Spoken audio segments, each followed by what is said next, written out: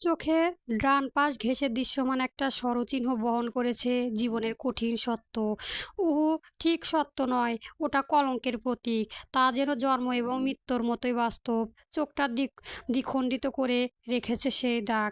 এক পাশে আঘাত ভালোবাসার প্রফুল্লতি হয়েছে, তো অপর পাশে বিষাদময় বিচ্ছেদের রেশ লেপ্টে আছে। গুঞ্জরিকার করা জোরাল আঘাতে আরুষের ডান চোখে ভ্রু সহ কেটে দুই ভাগ হয়ে আছে। ভাগ্যের জোরে দৃষ্টিশক্তি হারাতে হয়নি, সৃষ্টিকর্তা রক্ষা করেছে। স্বেচ্ছায় মাথা পেতে নেওয়া এই কলঙ্কর ছেলেটার কাছে জন্ম দাগের মতোই সত্যি। মুক্তি নেই তার। আয়নার সামনে দাঁড়িয়ে নিজের কাটা চোখের দিকে এক দৃষ্টিতে তাকিয়ে আছে আরুষ। আধল যুগের খেলা করেছে তাচ্ছিল্যর হাসি। প্রিয়তমা থেকে পাওয়া ভালোবাসার শেষ স্মৃতি এটা। এই পর্যায়ে আলতো করে ক্ষতস্থান ছুঁয়ে দিল আরুষ। এই 7 দিনের ক্ষত শুকিয়ে এসেছে অনেকখানি, কিন্তু তা অম্লীন হয়ে আছে। মৃত্যুর আগ অবধি এই দাগ তাকে বহন করতে হবে। কলঙ্কের মতোই রয়ে যাবে অমৃত্যু।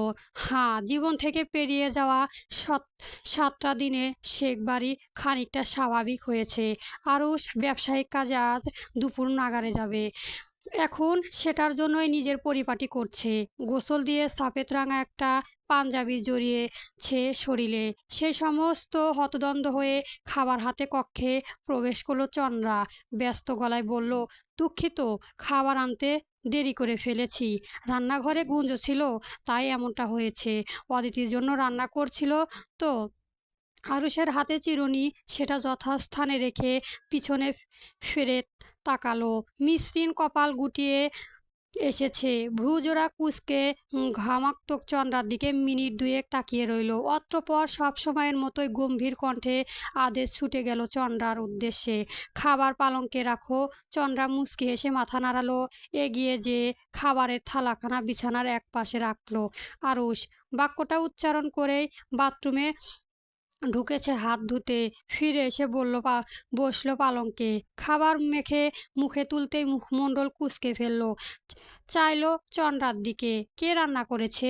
চন্দ্রার দৃষ্টি নিবদ্ধন আরুষের ক্ষতবিক্ষত চোখের দিকে। একজন মেয়ের ভেতরে ঠিক কতটা জেদ, রাগ, অভিমান জমে থাকলে এইভাবে আঘাত করতে পারে? সেই ঘৃণার পদক ঠাহর করা আদৌ কি সম্ভব? আরুষের করা প্রশ্নের একটু নড়েচড়ে দাঁড়ালো মেয়েটা। পরচ্ছল কণ্ঠে প্রত্যুত্তর করলো, আমি রেঁধেছি আপনার জন্য। কেন, ভালো হয়নি? না। ছোট জবাবটুকু দিয়ে পুনরায় খেতে মনোনিবেশন করলো আরুষ। চন্দ্রার উজ্জ্বল বদনখানা ফ্যাকাশে হয়ে এলো। ঠোঁটের কোণে লেগে থাকা হাসিটুকু মিলিয়ে গেল। কেউ যেন জোরপূর্ণ ছিনিয়ে নিল। দরজা কপাটকে আশ্রয় করে দাঁড়ালো মেয়েটা। বুক চিরে দীর্ঘশ্বাস বেরিয়ে এলো। এই 7 দিনের মানুষটার মন পেতে কম করেনি চন্দ্রা। সকাল থেকে রাত অবধি পিছু ছুটেছে, এটা সেটা করে চলেছে, কিন্তু বরাবরের মতোই ফলাফল শূন্য। মন পাওয়া তো দূর, সূক্ষ্ম কোনো অনুভূতিও জাগাতে পারেনি ওই নিরেট হৃদয়ে। চন্দ্রার নেত্রজোড়া ছলছল করে উঠল। কিছুক্ষণ নীরবে ঠায় দাঁড়িয়ে রইল। কিছু একটা স্মরণ হতেই বলল, আপনি চোখের ডাক্তারও দেখিয়ে আসবেন। চোখটার অবস্থা ভালো নয়, একেবারে চিড়ে গেছে ভ্রুসহ। দেখতে কি ভীষণ দেখাচ্ছে। আরুষের খাবার শেষ তৎক্ষণে পাশের টেবিলে থেকে পানির গ্লাস উঠিয়ে হাত ধুয়ে নিল। চন্দ্রা দ্রুত পায়ে এগিয়ে যে তোয়ালে দিল। আরও সেটা নিয়ে হাত মুখ মুছে উঠে দাঁড়ালো। চন্দ্রার মুখোমুখি দাঁড়িয়ে চোখে চোখ রাখলো। এতক্ষণে ক্ষীণ হাসলো। আমাকে বিষণ্ণ দেখাচ্ছে না? ওই ক্ষতর চেয়েও তো এই আমিটা বেশি ক্ষতবিক্ষত। থাকলে না থাক না, এটা দুটো এমন কলঙ্কের মোড়ানো আঘাত। ক্ষতি কি? এমন অদ্ভুত কথার পরিপ্রেক্ষিতে চন্দ্রা ঠিক কি বলবে বুঝে উঠতে পারল না। পানিতে টাইটুমোর আখি জোড়া নিয়ে তাকিয়ে রইল। আরও শেষবারের মতো আয়নার নিজেকে পরখ করে নিল। গুছিয়ে রাখা ব্যাগটা হাতে তুলে নিল। চন্দ্রা থমকে দাঁড়িয়ে আছে, দেখে চলেছে আরুষের এক একটা পদক্ষেপ। পদক্ষেপ। সেই মুহূর্তে শ্রাবণের নিন্দায়ে প্রবেশ করলো আরুষের শীতল গলার আওয়াজ। আমি সবটা যেভাবে রেখে যাচ্ছি এসে যেন সেইভাবে পায়। গুঞ্জনের থেকে দূরত্ব বজায় রেখে চলবে। তোমার ভালোর জন্যই বলছি। আত্মসম্মানহীন মেয়ে আমার একদম পছন্দ নয়। চন্দ্রা খুব অভিমান হলো। চলে যাচ্ছে, তবুও কি এটা একটা ভালো কথা বলা যায় না? চেপে রাখা অভিমান রাগে সহিত প্রকাশ পেল। সবসময় আমাকে কেন নিষেধ করেন? সব নিষেধ ধাক্কা কেবল আমার জন্যই বরাদ্দ কেন? একজন পুরুষ হয়ে মায়ের উপর উঠতে পারে না। ইচ্ছে না থাকা সত্ত্বেও মায়ের কথায় বিয়েতে বসে গেলেন। আমি তো পালিত কুকুর ছিলাম, অসহায় ছিলাম ভাগ্যের কাছে। কিন্তু আপনি পারতেন না সব ভেস্তে দিতেন। আরুর চৌকাঠ পেরিয়েছে মাত্রই এমন কথাতেই চলন্ত পদযুগল থেমে গেল। নমনীয় ঘণ্টা বেঁকে চন্দ্রার দিকে ঘুরল, চাহনি তীক্ষ্ণ। কিছু সময় চুপ থেকে বলল, কণ্ঠস্বরে দ্বিপ্রয়ের ছাপ স্পষ্ট, তুমি পালিত কুকুর ছিলে আর আমি বাধ্য কুকুর ছিলাম। গুঞ্জরের ভাষার কাপুরুষ মুখের কথাতে সমাপ্তি টেনে হনহনিয়ে প্রস্থান করল আরুষ। চন্দ্রার অবাক চোখে সেই দিকে তাকিয়ে রইল। মস্তিষ্ক কথাটাও আধো অর্থ বুঝতে সক্ষম হলো, কিন্তু বাকিটা সেটা সময়ের হাতেই ছেড়ে দিল মেয়েটা। গাল বেয়ে টপ টপ করে পানি গড়িয়ে পড়ল। আরুষ নিচে নেমে এসে দাঁড়ালো। চোখ দুটো চারপাশ সমান হলো। কিছু একটা খুঁজে চলেছে। সে সময় কাঙ্ক্ষিত মুখটা নজরে এলো। রান্নাঘর থেকে বেরোচ্ছে গুঞ্জরিকা। মেয়েটার মুখটা কেন এক অজানা কারণে মলিন হয়ে আছে। আরুষকে দেখা মাত্রই গুঞ্জরিকা নিজেই এগিয়ে গেল ওর দিকে। এতে ছেলেটা কিঞ্চিত অবাক হলো বই কি। যার সাথে এত লুকোচুরি, আজ সে যে তার সাথে সাক্ষাৎ করছে। গুঞ্জরিকা আরুষের মুখোমুখি দাঁড়িয়ে মুচকি হাসলো। শহর থেকে ফেরার সময় আমার জন্য একটা লাল টকটকে শাড়ি নিয়ে আসবেন। শেখবাবু একটু থামলো, মুখটা এগিয়ে আরুষের কান বরাবর নিল, ফিসফিস করে আওড়ালো, একটা এটা রাতের জন্য আমার দেওয়া কথা তুমি তুলে নিলাম। আমাকে ছোঁয়া অবধি পারবেন আপনি।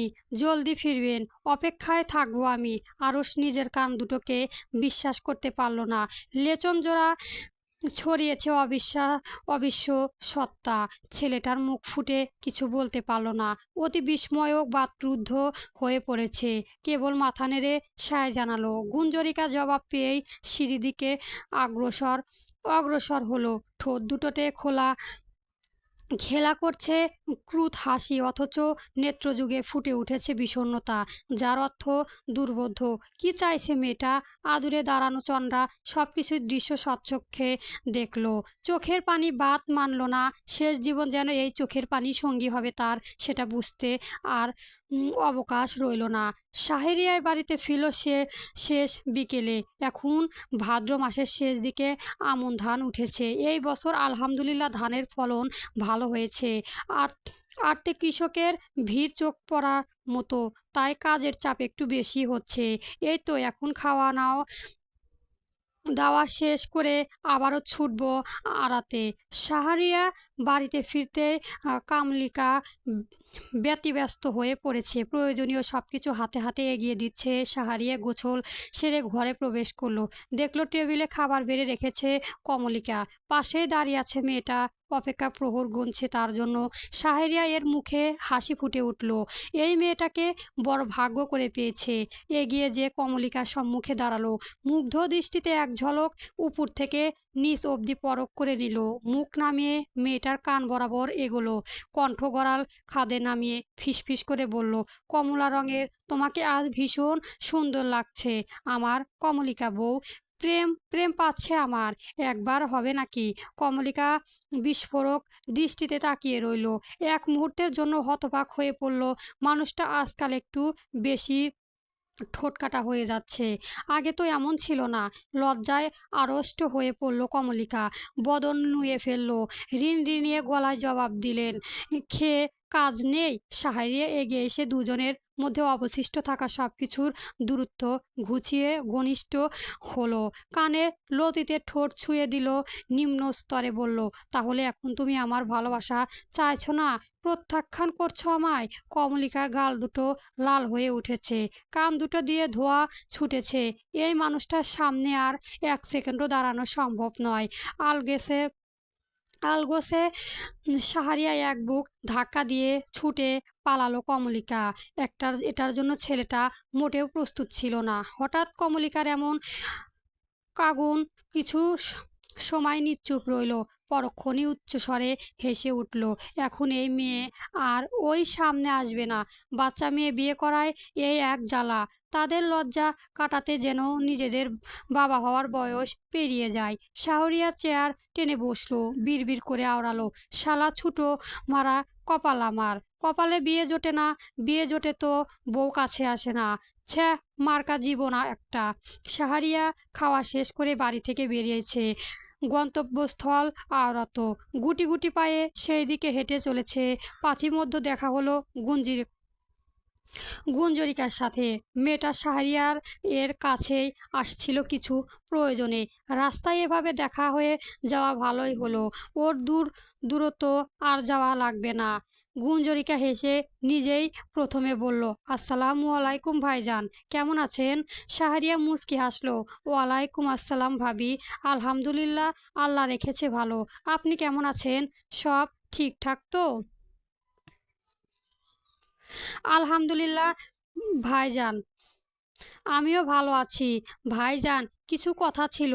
শাহরিয়া মাথা নেড়ে বলল, অবশ্যই ভাবি, নির্দ্বিধায় বলুন।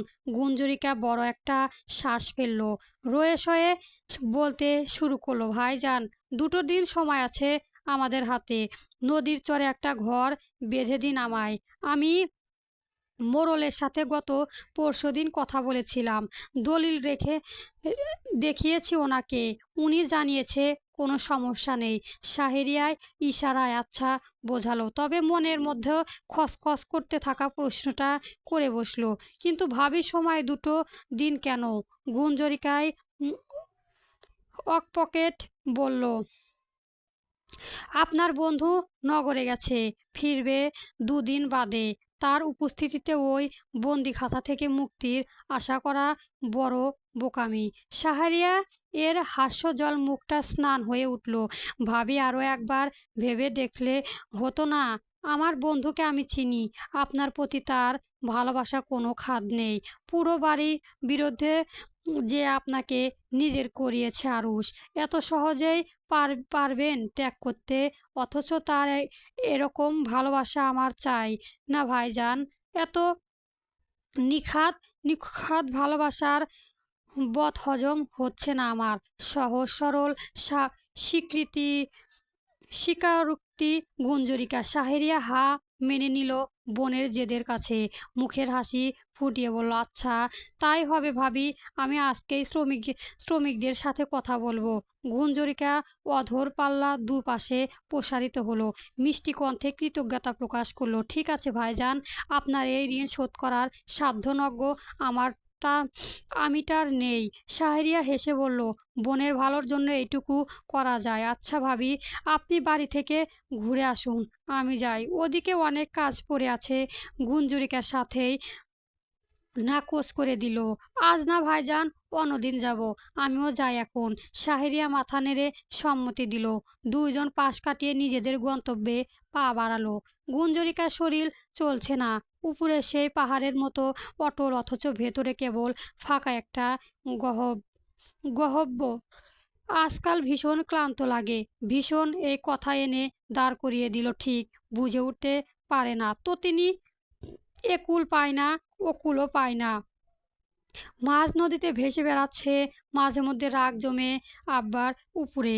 সেই মানুষটা নিজ হাতে হাতে ওকে এই স্রোতস্বিনীর বুকে ভাসিয়ে রেখে গেছে। সেই থেকে গন্তব্যহীন ভেসে চলেছে মেয়েটা। চলিত পথে ক্লান্ত গলায় বিড়বিড় করে আওড়ালো গুঞ্জরিকা, আমি আপনার থেকে নিজেকে কতটা দূরে সরিয়ে নিব, যতটা দূরে সরালে আর কখনো আমি অভিমান ভালোবাসা আপনাকে স্পর্শ করতে পারবো না।